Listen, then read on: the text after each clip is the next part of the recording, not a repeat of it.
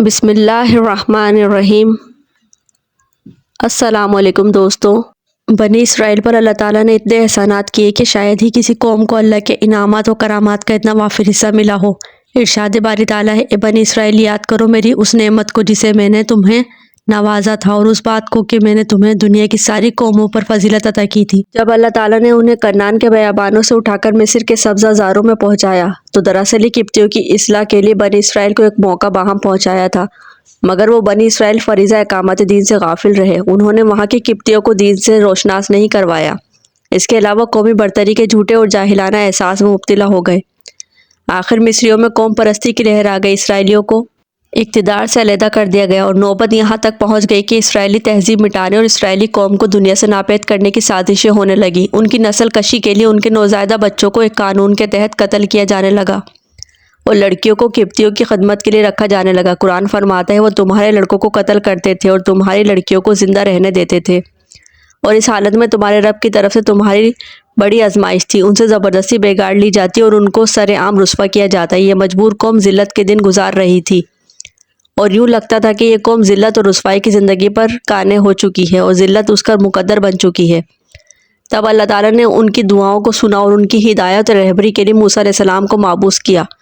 حضرت موسیٰ علیہ السلام نے مسلسل جدوجہد کے ذریعے حالات کو سدھارنے کی کوشش کی، مگر فرعون کو ان کی اصلاحی کوشش کے پیچھے اس کا تخت اقتدار ڈگمگاتا ہوا نظر آنے لگا، اور وہ ان اصلاحی کوششوں کو ناکام کرنے پر تل گیا۔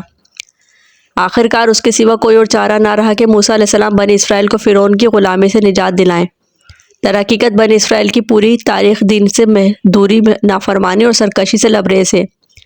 حضرت موسیٰ علیہ السلام کے ساتھ پوری قوم نے دیکھ لیا کہ کس طرح اللہ تعالیٰ نے ان کو فرعون کے ظلم و استحصال سے نجات دی، اور پھر ان ظالموں کو آنکھوں دیکھتے اٹھاتے سمندر میں پھینک دیا، پھر سینا کے صحرا میں ان کو بھوک پیاس اور دھوپ سے محفوظ رکھا۔ مگر یہ قوم غلامانہ ذہنیت تھی جس کا مقدر بن چکی تھی، مصریوں کے عقائد سے پوری طرح متاثر ہو چکی تھی، اور مصریوں کی مشرکانہ تمدن میں پوری طرح رنگ چکی تھی۔ چنانچہ موسیٰ علیہ السلام کی چند دن کی غیر حاضری کے دوران شرک جیسی کبیرہ گمراہی میں مبتلا ہو گئی۔ موسیٰ علیہ السلام کے پیچھے ان کی قوم نے اپنے زیوروں سے بچڑے کا پتلا بنا لیا، جس میں سے بیل کی طرح آوازیں نکلتی۔ کیا انہیں نظر نہ آتا تھا کہ وہ نہ ان سے بولتا ہے اور نہ کسی معاملے میں ان کی رہنمائی کرتا ہے؟ مگر پھر بھی انہوں نے اسے معبود بنا لیا، اور وہ سخت ظالم تھے۔ پوری قوم کی بے بسی کا یہ عالم تھا۔ حضرت ہارون علیہ السلام کے سوا کوئی بھی ایک فرد بھی ایسا نہ تھا جو قوم کو اس کی غلط روش پر نکیر کرتا۔ موسیٰ علیہ السلام نے کوہ طور سے واپس آ کر قوم کو اللہ تعالیٰ کے عطا کردہ فرمودہ اسلامی ضابطہ حیات سے روشناس کیا اور اسے اختیار کرنے کی تلقین کی۔ قرآن میں وارد ہے کہ اس کے بعد ہم نے موسیٰ علیہ السلام کو ہر شعبہ زندگی کے متعلق نصیحت اور ہر پہلو کے متعلق واضح ہدایت تختی پر لکھ کر دے دی، اور ان سے کہا کہ ان ہدایات کو مضبوط ہاتھوں سے سنبھالو اور اپنی قوم کو حکم دو کہ اس کے بہتر مفہوم کی پیروی کریں۔ عنقریب میں تمہیں فاسقوں کے گھر دکھاؤں گا۔ مگر یہ قوم مجگافے میں پڑ گئی اور مختلف حیلوں سے احکام الہی کو پست پوش ڈالتی رہی۔ بنی اسرائیل سے وعدہ کیا گیا تھا کہ خطے فلسطین میں اسے آباد کیا جائے گا تاکہ وہ وہاں ایک اسلامی ریاست قائم کر کے دنیا کی حکمرانی کی لرزہ خیز تاریخوں میں ہدایت کی مشعل روشن کرے۔ مگر یہ لوگ اپنی اس ذمہ داری سے منہ پھیرنے لگے اور جی چرانے لگے۔ اس بدبخت قوم نے موسیٰ علیہ السلام سے یہ تک کہہ دیا کہ اے موسیٰ، ہم تو وہاں کبھی نہ جائیں گے جب تک وہ وہاں موجود ہیں، بس تم اور تمہارا رب دونوں جاؤ اور لڑو، ہم یہاں بیٹھے ہیں۔ ان کے جہاد سے جی چرانے پر اللہ نے ارض مقدس ان پر حرام کر دی، اور وہ نسل جو اس وقت موجود تھی اس کا ایک بھی فرد موسیٰ علیہ السلام کے 2 مخلص صحابیوں کے سوا فلسطین میں داخل نہ ہو سکا۔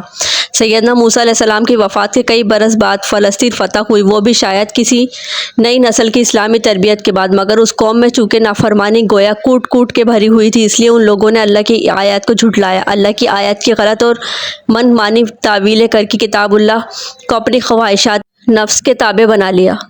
مشرک قوموں کے اثرات قبول کر کے شرک جہالت کے ہر فتنے میں مبتلا ہو گئی، شریعت الہی کے احکام کو مسخ کیا اور دین کی روح کو یکسر ختم کر دیا۔ ان کی اصلاح اور اقامت دین کے لیے انبیاء کرام ان کے علاوہ مصلحین اٹھے اور ان کو جھٹلایا اور ان کی ایذا رسانی میں کوئی کسر باقی نہ رکھی، حتیٰ کہ بعض کو قتل کر دیا گیا اور بعض کو پھانسی پر چڑھا دیا۔ اللہ تعالیٰ نے ہفتے کا دن ان کے لیے فراغت کا دن بنایا تھا، مگر اس دن بھی انہوں نے اللہ کے حکم کی نافرمانی کی۔ قرآن میں اس کیفیت کو اس طرح بیان کیا گیا ہے۔ پھر تمہیں اپنی قوم کے ان لوگوں کا قصہ تو معلوم ہی ہے جنہوں نے صبر کا قانون توڑا تھا۔ ہم نے انہیں کہہ دیا کہ بندر بن جاؤ اور اس حال میں رہو کہ ہر طرف سے تم پر دھتکار پھٹکار پڑے۔ سرزمین فلسطین میں کوئی मजबूत हुकूमत कायम ना कर सकी। जितने कबीले थे उसकी ही रियासतें वजूद में आ गई और हर रियासत अकामत दीन से गाफिल थी। फ़लस्तीन और शाम भी असल कौमों यानी हित्तियों, आमवियों, कनानियों, फिरजियों वगैरह में बदतरीन किस्म का शिरक और उस पर मबनी इंतहाई जालिम और गंदा माशरा था। अल्लाह ताला का वाज़ह हुक्म मौजूद था कि मुशरिक और जालिम कौमों को जहाद और तबलीग से ख़त्म करके फ़लस्तीन में इस्लामी रियासत कायम की जाए, मगर जहाज से बनी इसराइल की गफलत और तनासानी से ना तो उन कौमों का किला कुमा हो सका और ना ही कोई इस्लामी रियासत कायम हो सकी। हज़रत दाऊद अलैहिस्सलाम के ज़माने तक वो पूरी तरह मुशरिक कौमों की तहजीब व तमद्दुन में रंगे जा चुके थे, मगर शायद अभी मुकम्मल रुसवाई और ज़िल्लत मतलूब ना थी। अल्लाह ताला ने उनको मज़ीद मोहलत दी और दाऊद अलैहिस्सलाम और सुलेमान अलैहिस्सलाम ने उनकी इस्लाह की कोशिश की, उनके एतकाद की तामीर की और उनके